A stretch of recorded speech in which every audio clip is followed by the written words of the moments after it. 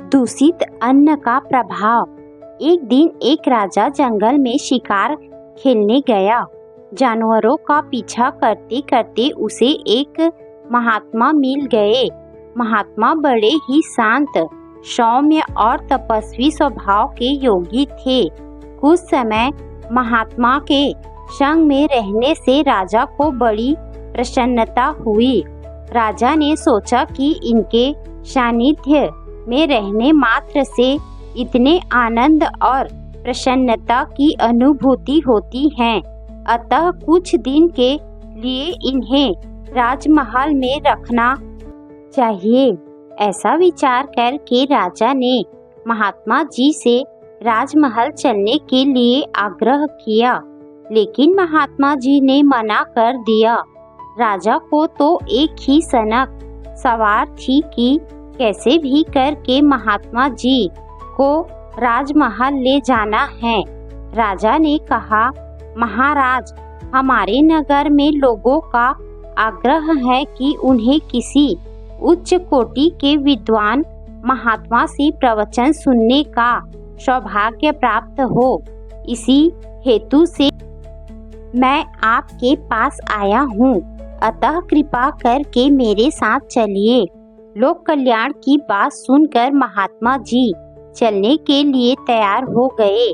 राजमहल पहुँचते ही महात्मा जी का बड़ा ही आतिथ्य सत्कार किया गया। भोजन में महात्मा जी को नाना प्रकार के मिष्ठान और पकवान परोसे गए।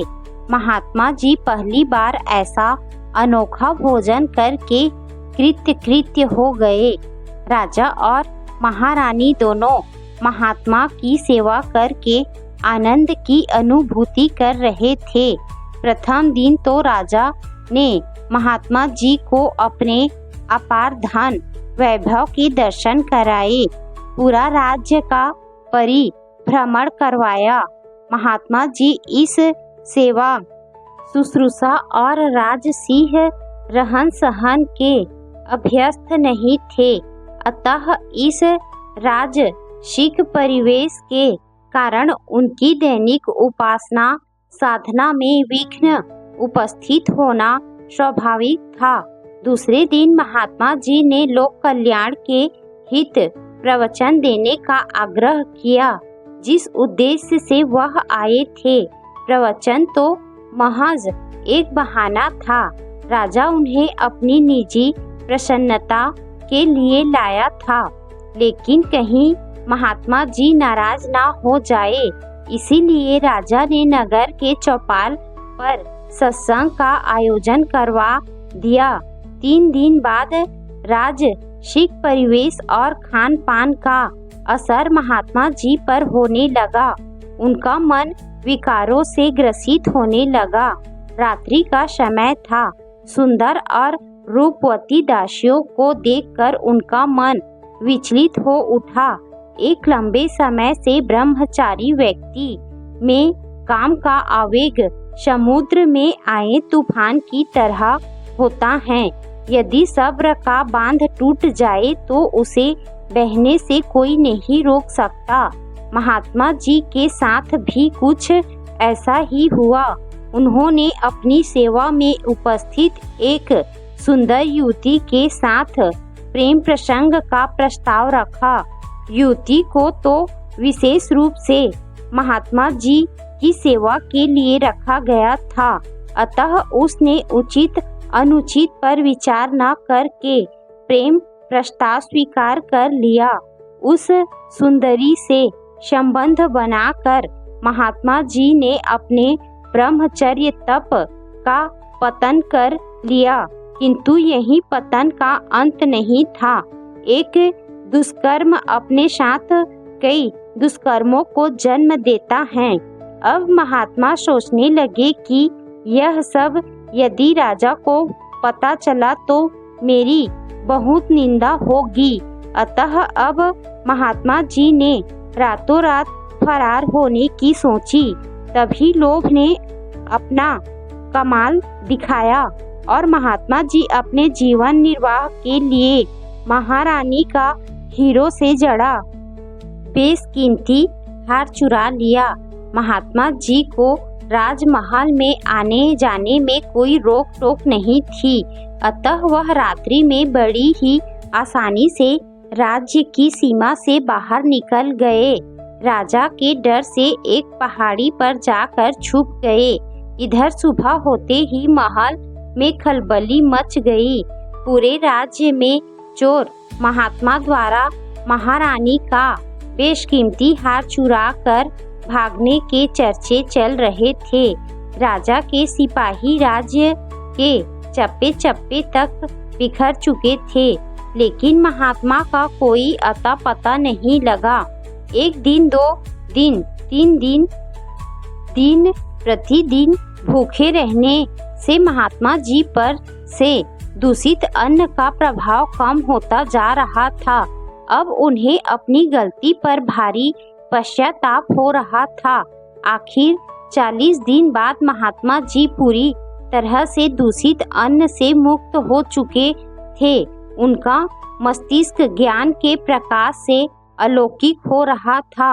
अब उनमें अपनी गलती स्वीकार करने की क्षमता आ चुकी थी। उस चुराए हुए हार को लेकर वह राजा के दरबार में पहुँचे। महात्मा जी को ऐसे आता देख पूरा राज दरबार अचंभित था। महारानी का हार लौटाते हुए महात्मा जी ने अपना गुनाह स्वीकार कर लिया और राजा से दंड देने का आग्रह करने लगे। काफी देर तक सोचने के बाद राजा बोला, आपके लिए दंड का विधान करने से पहले मैं जानना चाहूँगा कि आखिर आपके साथ ऐसा क्या हुआ जो एक सज्जन महात्मा से रातों रात आप चोर बन गए और 40 दिन बाद मेरे सामने आकर अपना अपराध स्वीकारते हुए दंड का आग्रह कर रहे हैं। कृपा करके मुझे इसका रहस्य बताइए। महात्मा जी बोले, यदि आप जानना ही चाहते हो राजन तो सुनो, यह सब दूषित अन्न का प्रभाव है। राजसिक अन्न के प्रभाव से मेरे योगी मन में राजसिक संस्कारों का समावेश होने लगा। तदंतर मेरी बुद्धि विकारों से मलिन हो गई, जिससे मेरा मन इंद्रियों के आवेश में बहने लगा। मैं अपना विवेक खो चुका था और उसी के परिणाम स्वरूप ये सब दुष्कर्म किया। अतः मेरा आपसे विनम्र आग्रह है कि मुझे यथा योग्य दंड देकर अपने पाप का प्रायश्चित करने का अवसर प्रदान करे। यह सुनकर राजा बोला, दंड तो मुझे मिलना चाहिए। मैं ही अपनी प्रसन्नता के लोभ से आपको राजमहल ले आया और एक महात्मा के पतन का कारण बना। अब मैं यह राजपाट सब छोड़कर आपके साथ जंगल में आपके सानिध्य में रहकर अपने पाप का प्रायश्चित करूंगा।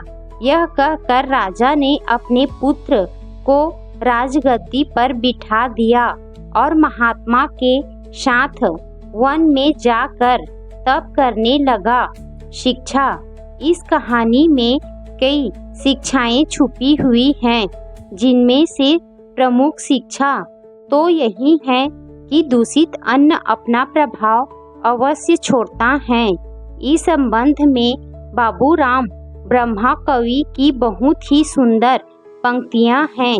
अन्न ही बनावे मन, मन जैसी इंद्रियां हों। इंद्रियों से कर्म, कर्म भोग भोगवाते हैं। अन्न से ही वीर क्लीब, क्लीब वीर होते देखे।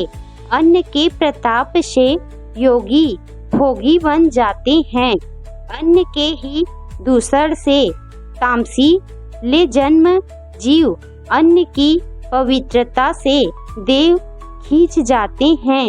मृत्यु लोक से हे ब्रह्मा मोक्ष और बंधन का वेद आदि मूल तत्व अन्न ही बताते हैं।